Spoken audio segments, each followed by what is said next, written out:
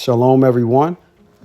All praise to Ahaya, creator of heaven and earth, ancient of days, Lord of lords, King of kings, our provider, our sustainer, our redeemer, our savior. Besides him, there is no other. All praise, honor, and glory to our Father, Yah. All right.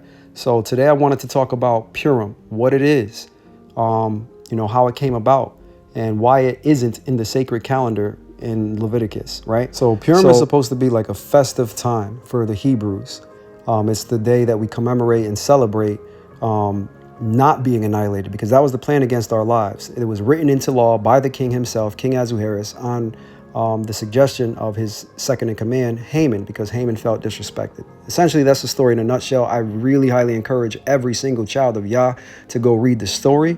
I'm just going to read with you chapter 9 just to highlight some points on how we're supposed to celebrate it and how we're being played right in our face. Yeah, they've made it like a mockery of what Purim is supposed to be. So the fake Jewish nation, the people that claim that are Jews that are not, they've made a mockery of it, and I'm going to show some pictures and things like that, which is actually, it's supposed to get your emotions stirred up, your passion, your fervor, your jealousy, if you will, because the Most High tells us he is a jealous God. But that word jealous, it really means passionate, right? So you need to be passionate about your culture, your lineage, your heritage, because only by obeying Yah and nothing else are we getting out of this. We have to listen and understand what is being told to us through these stories. These are not just stories. They happen, but they have so much deeper meaning. All right, so let me break this down. All right, so I'm going to jump over to Esther chapter 9, verse 26 to lay the foundation of the further study, right? So it reads, "For that reason, those days were named Purim, after Pur. Pur means to cast lots in Hebrew. In view, then, of all the instructions in the letter and of what they had experienced in the matter, what had befallen them, the Jews undertook and irrevocably obligated themselves," right? So they made a covenant or a law, an ordinance for themselves to observe, right? "These 2 days in the manner prescribed at the proper time, at the appointed time each year.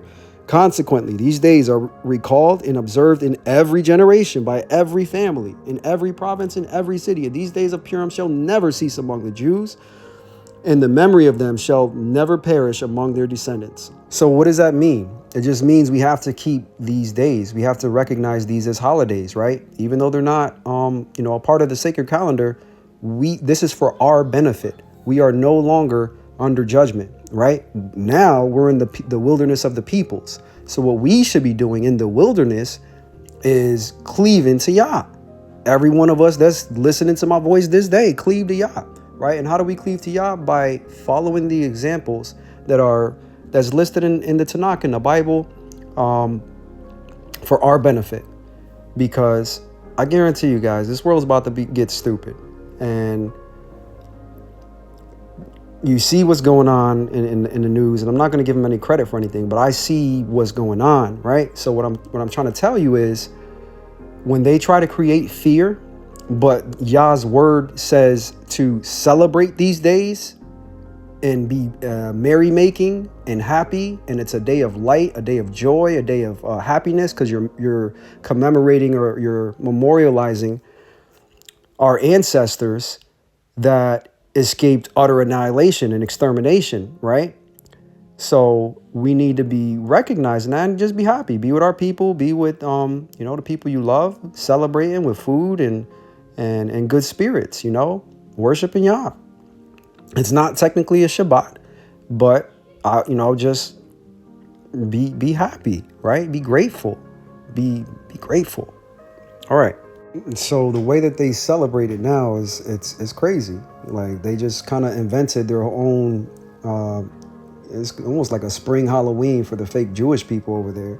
They do costumes, they do plays, they do like the feasting and everything, but they just add like the most into it, and that's not what Yah said. That's all you got to look at is their fruit, is their actions, and you could tell the tree by its fruit. You could see that they clearly don't listen to Yah, because none of this is in the text, right?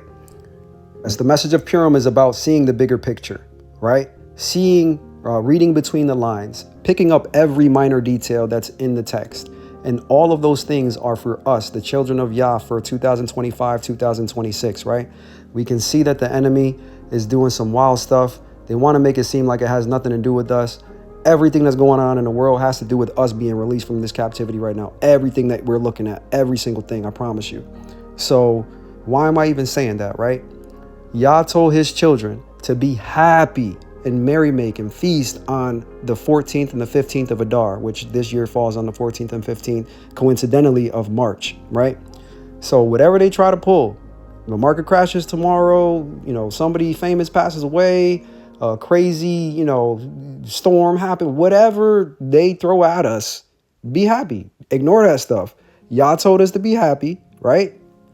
To celebrate with one another, to reach out to one another, to be in each other's presence, like-minded people, children of Yah, and those that cleave unto the children of Yah, right? The people with the good hearts, the Gentiles that recognize that Yah has a chosen people.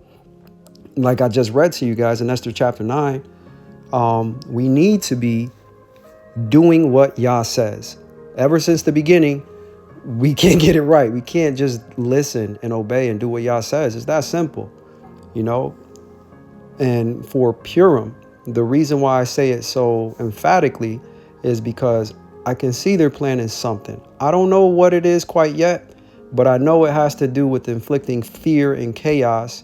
And it's not for us. Just stay in the happy mood, stay focused on Yah, stay focused with your people. Whatever happens, happens. Yah's in control of everything. Just know that. And he's even hidden within the text. So if you read the text, it switches between King Ahasuerus and the king. Well, what's the difference? And why do those changes keep occurring within the text, right? There's something further there. All right, so jumping back to chapter 8 very quickly, it reads, the Jews had light and gladness and joy and honor, and in every province and in every city, whithersoever the king's commandment and his decree came, the Jews had joy and gladness and a feast and a good day. A good day, you see that? And many of the people of the land became Jews, for the fear of the Jews fell upon them. So I just wanted to show you the hypocrisy of these people wearing these masks, right? It makes me think back to COVID in 2020 with the face mask and everything, right? But these people wearing these masks, being hypocrites, actors, imposters, whatever you want to call them, who are not us and who are making a mockery of a day that is forever memorialized in the annals of Israel, right? Of Yasharel. All right, so that's pretty much about it. I just wanted to highlight, what's going on in the world. Yeah, we see them guys, we see the government, we see what they're doing. We're not stupid. We see exactly what's going on. However, these are the appointed times, right? We got to be ready for the appointed times. So do your best to celebrate Purim. Get in the book of Esther. Read it with your family. Read it with your loved ones. Read it with your children. Read it by yourself. Read it. Understand it. Watch videos to help you understand it. Pray to help you understand it. Not in that order. Actually do it in the other order. Pray to help you understand it. Then you watch the videos for further understanding, right? But yeah, get in this word. It's about to get real, but as long as you're doing the simple things that Yah tells us to do, you won't be touched. He tells us that, right? For his people that love him and keep his commandments. And again, this isn't an outright commandment, but we can see just in the text itself, if you read it and read it close enough, is right there. Something may or may not happen on the 14th or 15th of Adar. And if it's not this year, I guarantee you it's next year. So just be ready.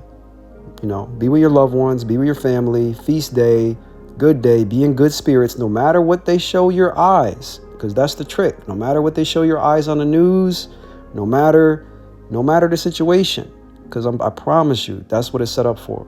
Just block it out and be happy, and Yah's going to come get us very soon. All praise, honor, and glory to Ahaya Ashe Ahaya. Don't worry, be happy. Salah.